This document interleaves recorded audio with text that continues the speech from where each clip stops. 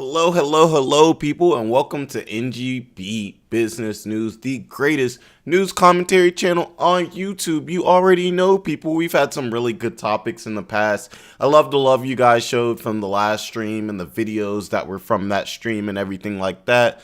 Very interesting talking about DeSantis. You guys love that a lot. So we're going to talk a little bit more about DeSantis today.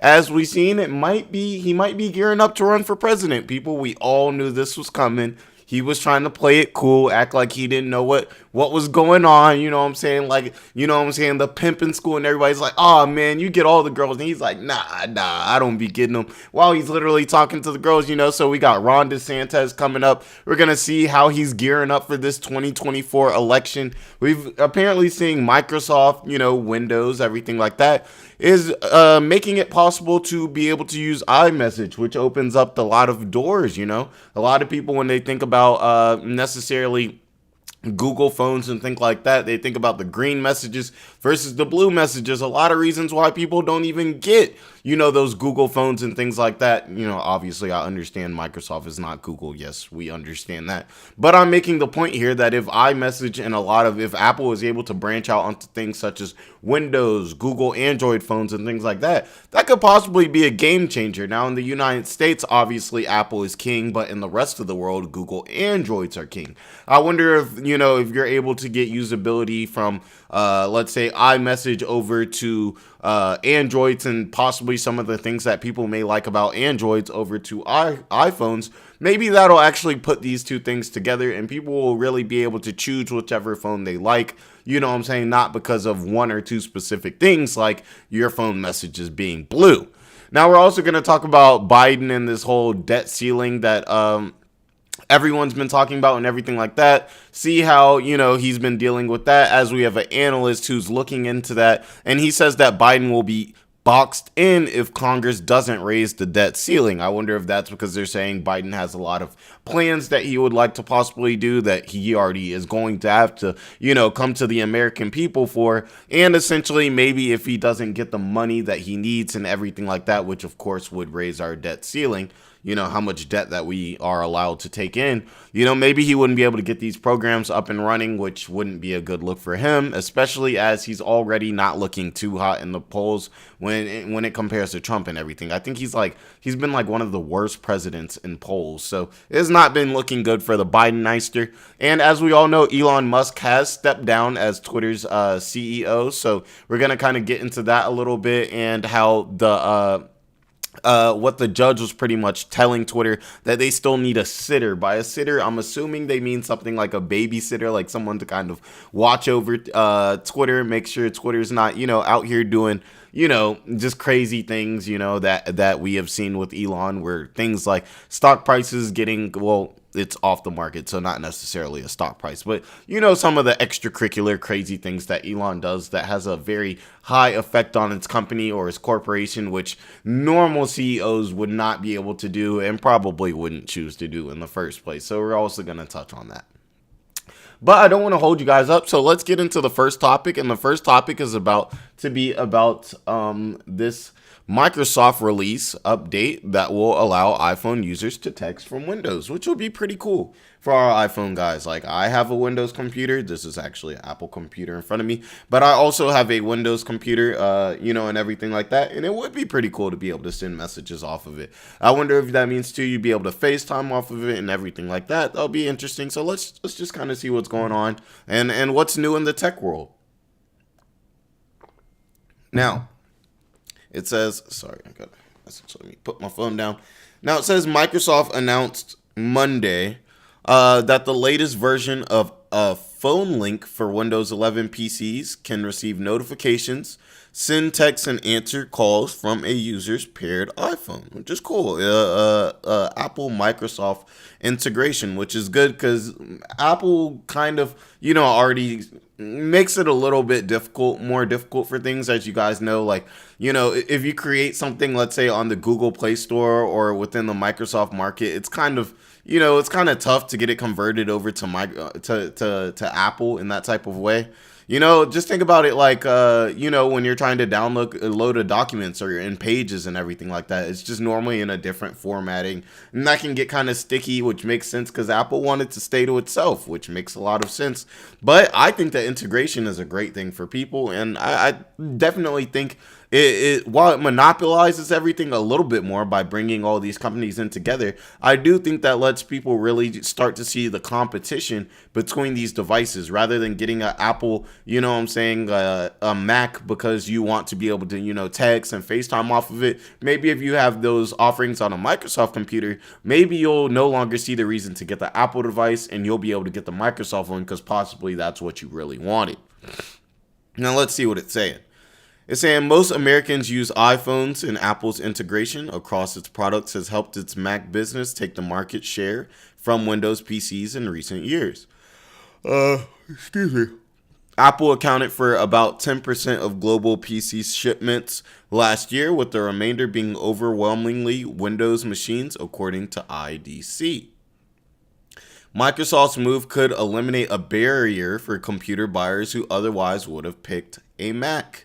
That's what I'm saying. This could possibly be a good move, be good for Microsoft for that reason, Like for me in general, I do kind of like the idea of like Androids. I know Windows 10 is obviously, Microsoft laptops, but I do really like kind of like Androids, but there's certain little things about them, the way that they interact with social media, and I feel like the iPhone Apples are more of a social phone. So I feel like if you could get a lot of those capabilities off on a Google phone, even a person like me would more consider, okay, maybe it's time to make that switch to Google.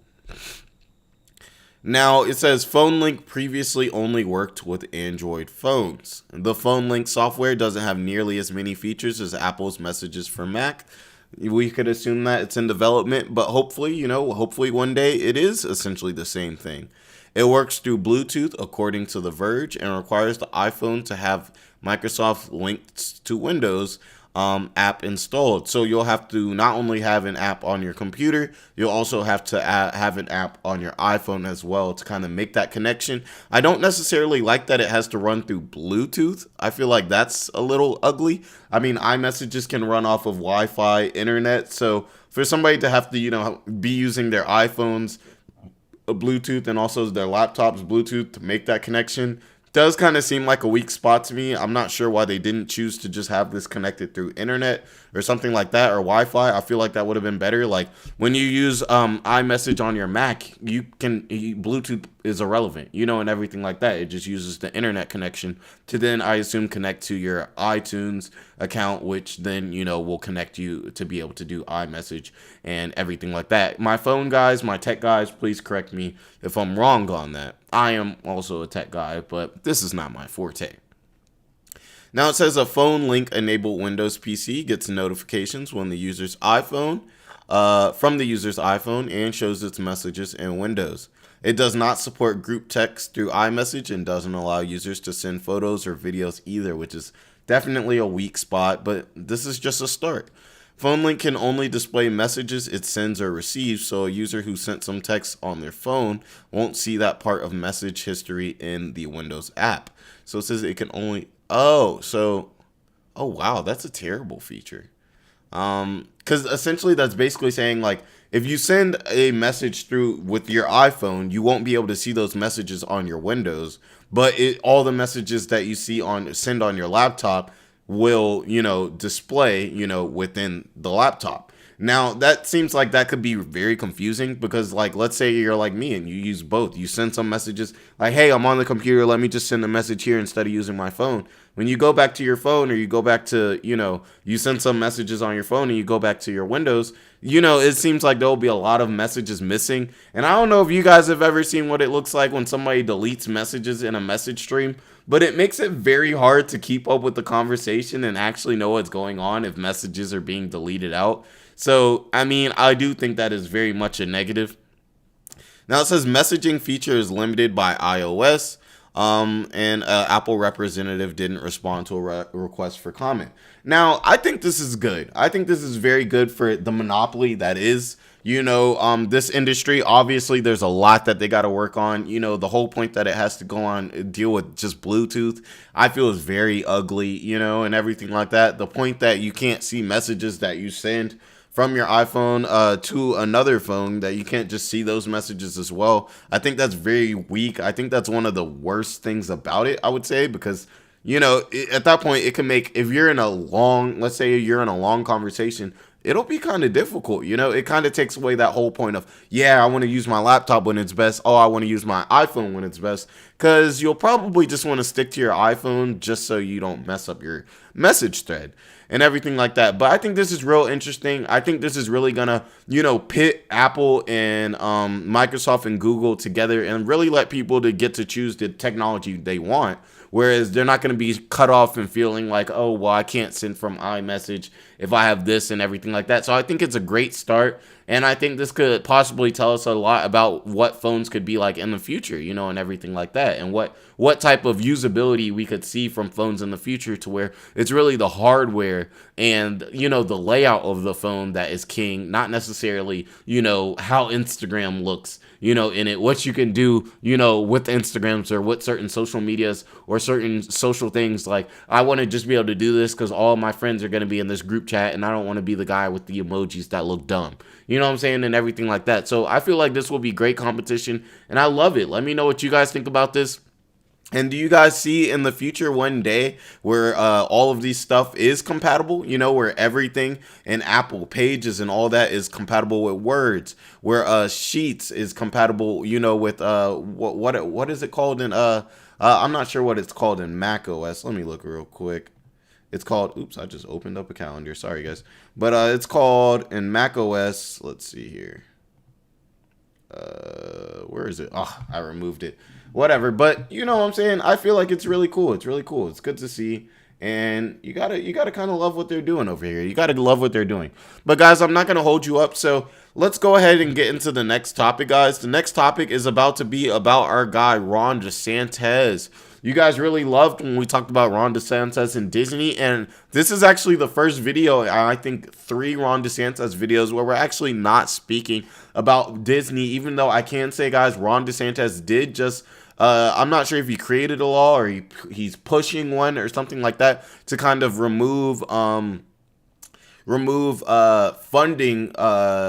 Basically, he's trying to remove funding from, I believe, colleges that have to deal with, gender identity, relationships, all of that kind of stuff. A little bit more of the woke issues, which a lot of you guys taught me a lot more about that, which I didn't understand, which was a really good thing. I'm not on here to necessarily teach you about these topics. I just want this to be a nice place for us to have civil discourse. We look at the news for the day and we speak on it, and we have a good place to interact, which is why it's going to be really great when I start having a lot of y'all in these streams so we can really have that live conversation. But for now, I do love when you guys come into the comments and everything like that and get to speaking on these topics. We've had some really good points of views, little debates and everything's in the comments, and it's just a good time. It's just a good time. Everybody's been real nice and respectful and everything like that. So there's really nothing negative that I could say about it. But let's get into the topic. Now it says Florida Governor Ron DeSantis looks nearly ready to launch his White House bid. Now, as you can see, this is Ron DeSantis right here. He's been catching a lot of fire because of his work in Florida dealing with Disney. And as you know, people from Florida love Disney. People not from Florida love Disney. People from all around the world love Disney. So if you're attacking Disney, you should already expect that heat to be coming with you, with the speed of, 6 women driving a Nissan Altima to happy hour on Sunday, or after, happy hour on Sunday. Don't drink and drive, though, of course. Now it says Florida Governor Ron DeSantis appeared to be putting the final pieces in place before he announces a bid in 2024 Republican presidential nomination. Now it says the governor's political operation started moving out of its Tallahassee offices and into a new location on Monday, a source familiar with the situation told CNBC. Now there could be a lot of reasons for this. But I mean, it is it's about time for him to start, putting his bid out there. So, them starting to, make a new headquarters and everything like that is obviously going to be something that we're all going to be looking at. Now, it says the cost of the move will likely exceed $5,000, a threshold that will trigger a 15-day countdown for the operation to file a statement of candidacy form with the FEC, the Federal Election Commission. The move, which NBC News reported Friday, is expected to essentially kick off DeSantis' final sprint before he publicly announces his presidential bid. Nice. Now, so apparently it's saying, okay, if you want to do this and it's for, it's time to get that on the books.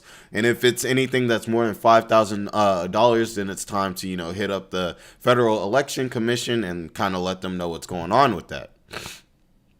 Move this. Okay. On Monday, DeSantis press secretary Brian Griffin. Y'all get it? Brian Griffin, like Family Guy. Y'all know Brian Griffin. Announced he was leaving the governor's office to pursue other avenues of helping to deliver the governor's success to our country. Come on, that sounds like a presidential bid. Helping to deliver the governance success to our country. Our country, not our state. Our country. This sounds like a bid to me. Griffin is becoming the press secretary for the DeSantis political operation, according to Fox News, who first reported the move. If I can even be a small part of the revival and restoration of our great nation, then I am prepared to give it all, he wrote in his resignation letter. Got to resign from the governor's office, if you're trying to go to the presidential office. Now, a spokeswoman for the governor's office said in a statement that Griffin has been a valuable member of the communications team and worked tirelessly to serve Floridians. And we know he will continue to serve the governor well in his new role. Sounds like he's gearing up, guys. This is going to be interesting. I'm really ready. I'm excited for this presidential campaign. I don't really think any of the candidates are really good. I mean, DeSantis, we see how ugly he is with Florida. Trump's over here grabbing booty, and Biden's asleep. So I don't really know, who. Guys, let me know who you guys think is actually going to come with that heat. Obviously, Trump's going to come with the heat from a political standpoint, or a financial standpoint and everything like that. But also, it's dang, he was grabbing booty. Is there a way for us to get, someone who's smart when it comes to social issues, but also can handle the finances too and understands that money drives this world, can also make the U.S. or the United States look like a stronger political power, because obviously falling asleep at meetings and falling off of bikes is not making us look like a strong power. Joe Biden has had us out here looking softer than a pillow lately, and DeSantis is over here being a small child when it has to do with this whole Disney situation, which, as I learn more and more about this situation, thank you to the followers and the supporters who have showed me more about this situation, makes it look even worse, because if you understand the history of it, then it just makes the situation even stickier, and it makes Ron DeSantis look like even more of a child that is throwing a tantrum because he's simply not getting his way. Now, it says the moves are among the clearest yet that DeSantis is gearing to step into the primary arena that Donald Trump has so far dominated and still is. Long seen as Trump's top Republican rival, DeSantis is seeing his standing decline in early national polls of the potential primary field, even as he tours key states and touts a spate of recent legislative victories, because he lost a bunch of Republicans with this whole Disney situation. Now it says Trump, meanwhile, appears to have surged in the same polls despite recently being criminally charged for falsifying business records and being found liable for SA and defamation by a New York jury. As we know, there was those 36 felony counts, which he beat. Shout out to Trump for beating those. But he did not beat his essay with Jean Carroll that took place somewhere in the mid-90s. He had to pay out around $5 million to her. So it's just embarrassing, But apparently this hasn't hurt him in the polls too much. I don't know how you can get caught and have to pay for grabbing booty, and somehow still not, you're doing better in the polls. I don't know if that says a lot about the American people. I don't know if that says a lot about where our moral system is. I don't know if people are just so scared of Joe that they're like, we're gonna let this slide. But it's interesting, to say the least. Now, it said, of course, he pleaded not guilty to criminal charge and vowed to appeal the verdict. Now it says the polling gap between the frontrunners has widened, even as super PACs backing DeSantis and Trump has each spent a comparable amount, more than $10 million, on advertising the primary so far, according to data from ad tracking firm Ad Impact. The pro-DeSantis political efforts could soon reap a major windfall if the governor's allies are able to transfer nearly $86 million from the state GOP to a federal super PAC that it can use to boost his national campaign. Yeah, that $86 million is definitely going to help, definitely going to help.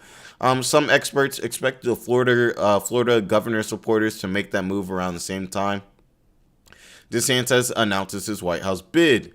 He met with major donors in recent weeks to make his case as a presidential contender. So he's already been making moves. He's definitely running, guys. And I think the only way he can win is if Trump goes to jail or something. Like,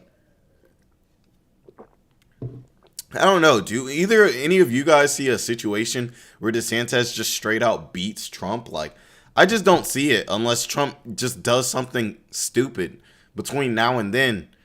Or another case comes out or something, or a case that he probably still was involved in comes back to haunt him. I don't know. These things can definitely happen between now and then, though, based on the way Trump be moving. Now, some of these potential benefactors have extolled the governor's abilities, though Bloomberg reported that one wealthy GOP donor, Steve Schwarzman, is holding off after meeting with him. Now, they said he's used his office to tee up his campaign. He signed multiple education-focused bills, one for including barring funding. This is the bill I was talking about.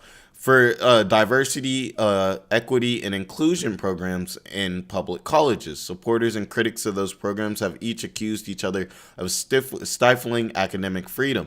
Yeah, you guys have shown me a lot about this. I'm going to have to look more into this before I can really necessarily speak on and everything like that. But I definitely did see some of the negatives of the bill. If you guys think that this bill is positive, let me know why you guys think this is positive. Let's get the conversation started about that so we can really figure out what's going on with this. You guys know I'll be in there reading you guys' comments, doing a little research from your comments, and telling you guys how I feel about it, and let each other know how you guys feel about it as well. Is it a W bill? Is it an L bill? That's what we want to know. Let's just get that civil discourse going. I really like what we were speaking on in the last video that we had to do with DeSantis. So let's keep that up. Let's keep that going. And now it says this anti-DEI bill is part of a wide-reaching, frequently politically divisive agenda that recently passed through Florida's heavily Republican state legislature. And it says, if you want to do things like gender ideology, go to Berkeley, he said at the signing event on Monday. So Berkeley took a shot here out the blue. Berkeley's probably looking like 50 Cent. Like, what did I do? What did I do? I woke up and this man was hating on me. If you guys know that reference. DeSantis and Trump were both set to hold events in Iowa over the weekend, but former president backed out, citing concerns about severe weather. That made him back out. That's interesting. After ducking the head-to-head moment, Trump turned back to repeatedly bashing DeSantis in the media. He doesn't have the goods. Now you guys say it in the Donald Trump verse. He doesn't have the goods. And that was a bad one. He doesn't have the goods. I don't know. Just imagine Donald Trump saying that. I could imagine him saying that. He said of DeSantis in a multi-part Truth Social post Monday that railed against Fox News for allegedly covering the GOP challenger too favorably. Without my endorsement, he was a dead man walking. Even with Fox, he's already pretty close to that again. So this is going to be really interesting to see. I think if it really does come between Trump and DeSantis, I think especially if you look at the polls right now, DeSantis going down in the polls, You know, I think Trump is definitely going to get that W. It's going to be a lot easier for us to see, obviously, the closer that we get to where these decisions are going to have to be made. But let me know who you guys are thinking. Like, who do you guys think is going to be in it? Who's runner up to Biden? I'm not sure who's runner up to Biden, but right now, obviously, it's looking like DeSantis. We got DeSantis, we got Biden, and obviously we got Trump.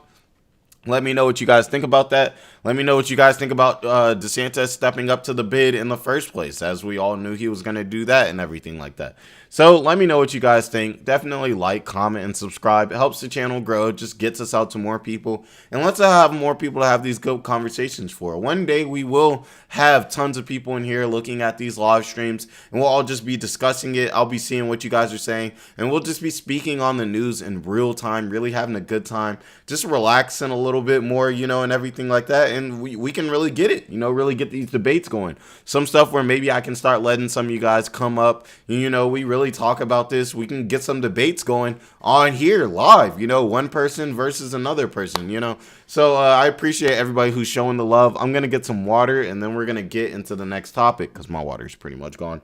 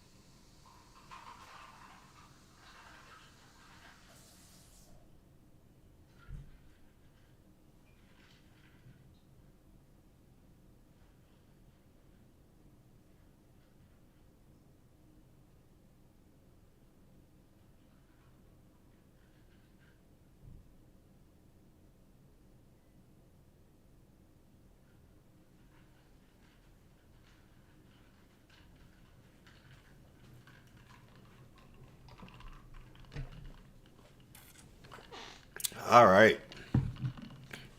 So let's get into this next topic. This next topic is actually about our boy Sleepy Joe Biden. Yeah. So obviously the talk of the town right now has been dealing with Biden and this political you know what I'm saying, this debt ceiling and everything right now. So we have someone, will meet who he is. I'm not exactly sure who this is. Maybe I'm being ignorant, you know, and everything like that. So we'll definitely see who he is. And he's basically saying that not Donald Trump, Joe Biden is going to be in a bind if this debt ceiling doesn't raise. So I'm not sure if that's because he has a lot of programs, a lot of promises maybe that he made that he needs to kind of fulfill before he's trying to run for election. I don't know, but let's see what he's got to say. And as we know, there's probably going to be an ad that pops up first thing. Yep. Gotta turn this down. Last time I had an ad, I was dancing to the music and they hit me with a copyright. I was like, ah.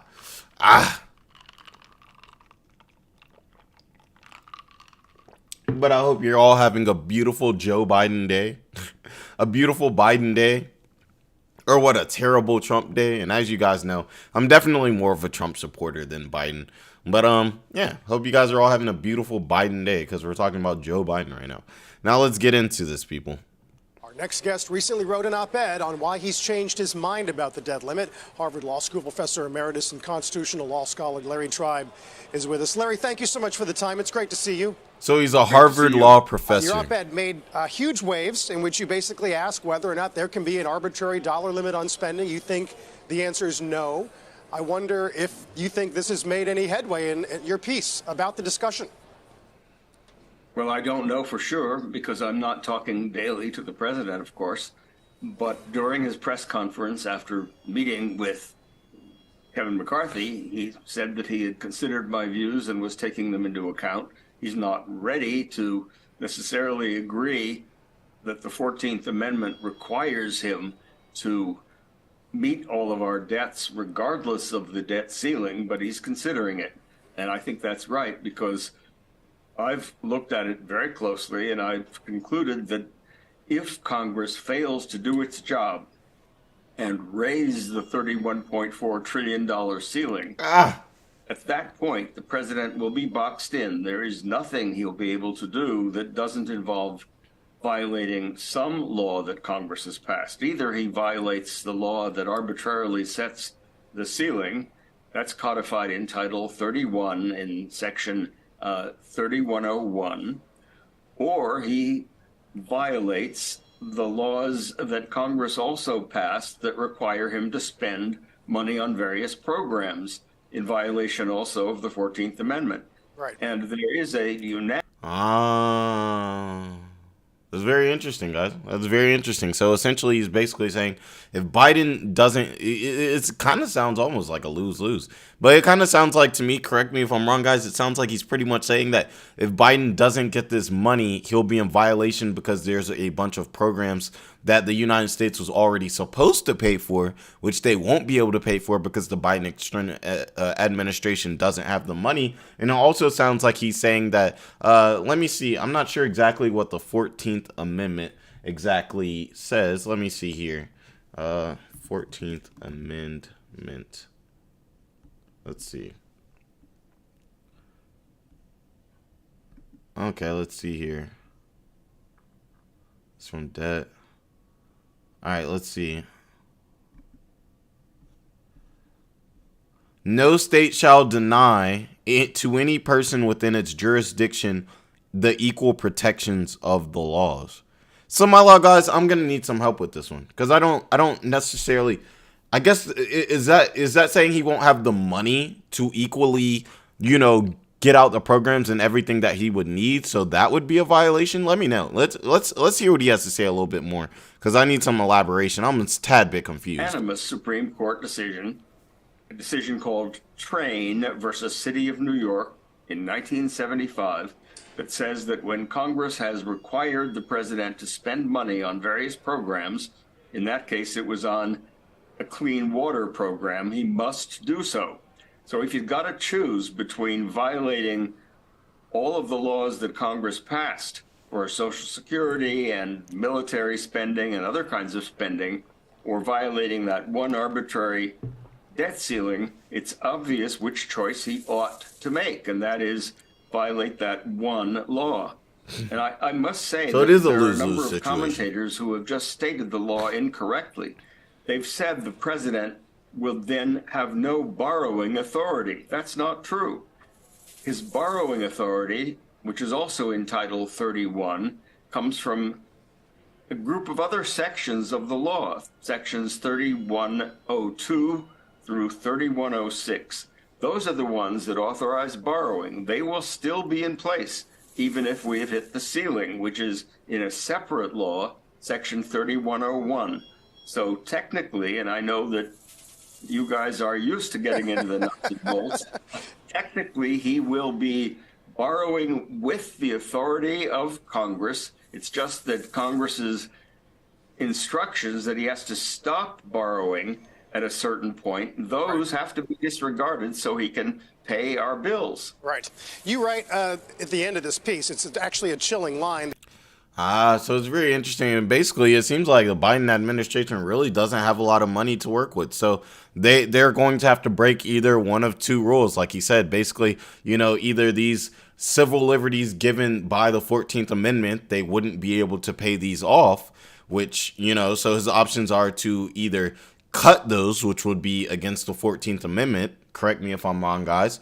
Or, trying to put this in as simplest terms as I believe as I'm taking this information in, he will either have to cut those or he can implement those, but he'll have to be requesting more money from Congress, which will also be an L as well. Now, they're saying he's justified in asking for that. So he's either going to have to, take the L by increasing the debt ceiling and breaking policy there, or he's going to have to take the L by not increasing the debt ceiling and also cutting these programs that are supposed to be the rights of the American people. So it's like either side is an L, and it seems like clearly he's saying that Biden should take the L and just, borrow more money, even if the debt ceiling, even if it's over what, is supposed to be involved with the debt ceiling. The only way out of this forest is through the trees, and certainly in this kind of scenario, we would be monitoring the market's reaction to this legal fight. How quickly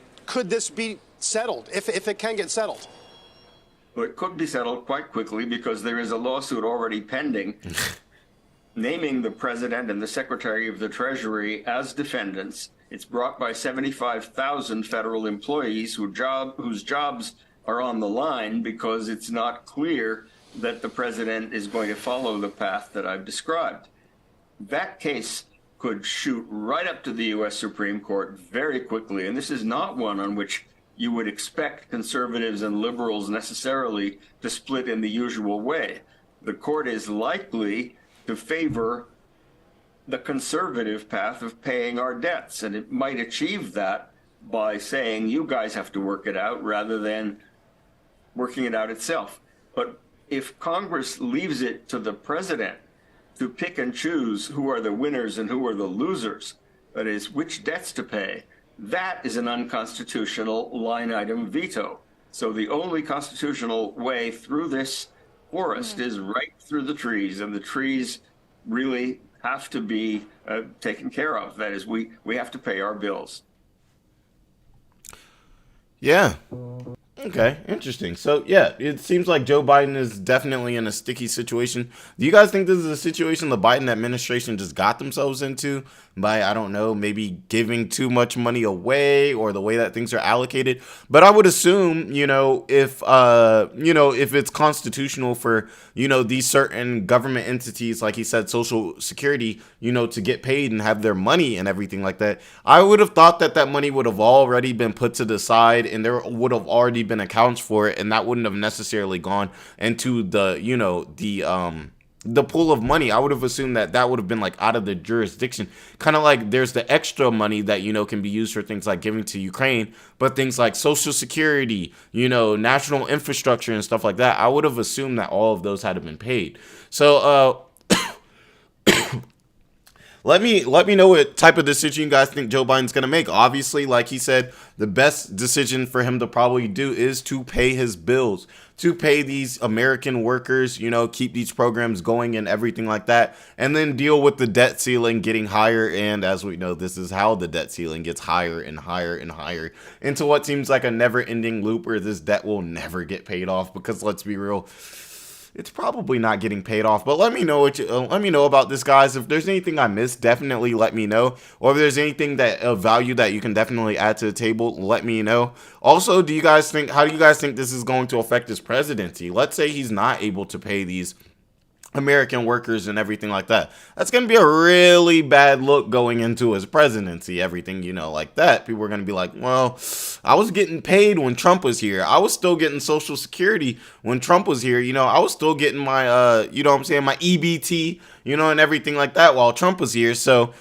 that could be a really bad look for Biden. Either way, it's an LL situation. So this was very interesting to see, and we're definitely going to cover how Biden actually ends up, handling this in the future. And as he already said, a case has already been opened up, so we're definitely going to get into that. Now, the last thing is about Elon Musk and Twitter. As we know, Elon Musk has stepped down as the CEO of Twitter. I haven't looked at who necessarily. I know he got someone from a news source to now be the CEO of Twitter and everything like that. But it looks like the judge has ruled that Elon Musk still needs a Twitter sitter. I don't know what that means. Does that mean the judge is saying Elon needs to put a certain type of person into office? Or the court's going to start looking into Elon Musk? You know, they got somebody who works for the courts just like constantly in the Twitter offices just watching the business do deals. But I'm not sure. So let's go ahead and let's take a look into what Mr. Elon Musk has gotten himself into this time, even as he steps down as the CEO of Twitter, which was, let's keep it a stack, probably a pretty good move. Even though he did say a little bit ago that Twitter is finally starting to get to a point where they can break even after this deal. So, you know, judge ruled that Elon needs a Twitter sitter. And it says Tesla CEO Elon Musk, lost an appeal to unwind parts of a consent decree that he and the automaker struck with the Securities and Exchange Commission, the SEC, to settle civil securities fraud charges in 2018. Now, the ruling issued Monday by a federal appeals court affirms a prior decision from the U.S. District Court from the Southern District of New York, which issued the initial denial. He litigated with the SEC for years over the consent decree, which was revised in 2019 after they charged Musk with making false and misleading statements regarding funding secured tweets.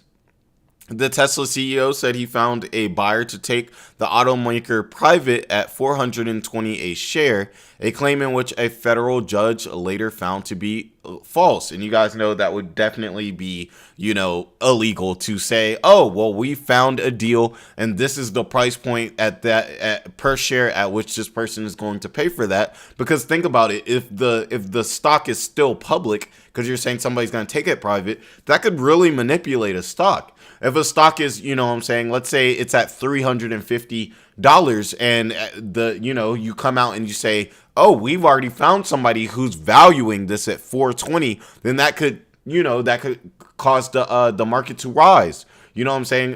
For that particular stock. If it's higher, then, that could cause it to go down. And, that could also be looked at as a form of market manipulation, especially if it's false, because, you could be using that news. And if it is false news, you could be directly leading people to either buy and or sell shares of Tesla because now they have a different valuation of it because of what could have been because of the false things that you said, which would be very illegal.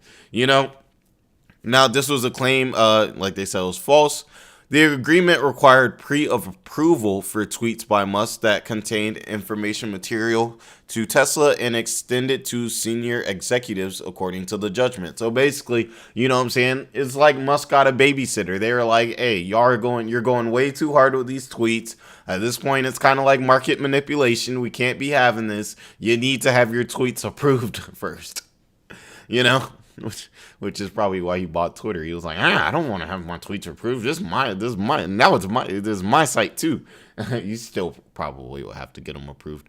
But it says a February letter from Musk attorney Alex Spiro said the terms of the consent decree amounted to unconstitutional infringement on his free speech rights, of course, because he can't say what he would necessarily want to say.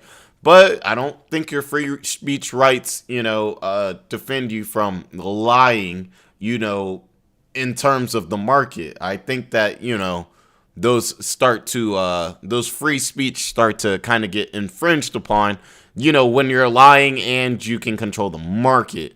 Let me know if I'm wrong, guys. I don't think you can just go out and just say whatever you want to, especially if it's driving the price of, shares. Now it says, but the U.S. Court of Appeals for the Second Circuit dismissed those claims, writing that they saw no evidence to support Musk's contention that the SEC has used the consent decree to conduct bad faith harassing investigations of his protected speech, them essentially saying, no, he's actually being kind of dangerous, and that's why we're looking into it. We're not here just to tell him he can't say what he wants to say. They're saying that what you are saying is having consequences, to the American people. Harmful consequences at that. Now it says the court noted the SEC had opened just 3 inquiries into his tweet since 2018 over his funding secured tweet, which misstated Tesla's annual production numbers. And as you guys know, you got to be, when you're on a publicly traded company, the numbers got to be on point, guys. You can't be giving out numbers that don't match up, because the valuations of your company are exactly what make people decide to invest into your company in the first place. If you look at a company's valuations and they're looking very high, it's looking good, and you know they're projected to do good in the next few quarters, then you're way more likely to buy shares. But if you know they're not doing well, then you're way less likely to buy shares. So by directly giving away bad information, you're manipulating the market. Now, and this was during a Twitter poll where he proposed selling 10% of his Tesla shares, according to a court filing. Far from the investigations being in bad faith, each tweet plausibly violated the terms of the consent decree. Now, his attorneys put forward an argument under Rule 60B, which allows a party to reopen their case if the law or situation has changed significantly. They argued that the SEC's methods of enforcement made compliance substantially more onerous. But the court dismissed that argument as well, noting that Musk was merely required to consult with Tesla's general counsel or an in-house securities lawyer. Musk's Twitter activity has been the subject of both the SEC and shareholder attention. He was found not liable in a February security fraud trial over funding secured tweets. He had been fending off a lawsuit involving his public boosting of the cryptocurrency Dogecoin, which was a perfect way for us to see just how much, power Elon really does have through these tweets. It's not like it's just somebody, using their free speech to say things. No, it's directly affecting business and finance, So this is why they're on him so bad, because they understand that the power that he has really can drive these prices so much to where it could be seen as market manipulation. Now it says the court added that if Musk had concerns about the SEC oversight over his right to tweet without even limited internal oversight, he could have defended himself against the SEC's charges or negotiated a different settlement, but he chose not to do that. Having made that choice, they said Musk's team couldn't argue to collaterally open a final judgment merely because he has now changed his mind. So they're saying he changed his mind, not necessarily the situation has changed, which very different things. We seek to further review and continue to bring to attention to the important issue of government constraint on speech, his attorney Spiral said in a statement to CNBC. So, do you guys think that, Elon Musk needs a babysitter for these kind of things?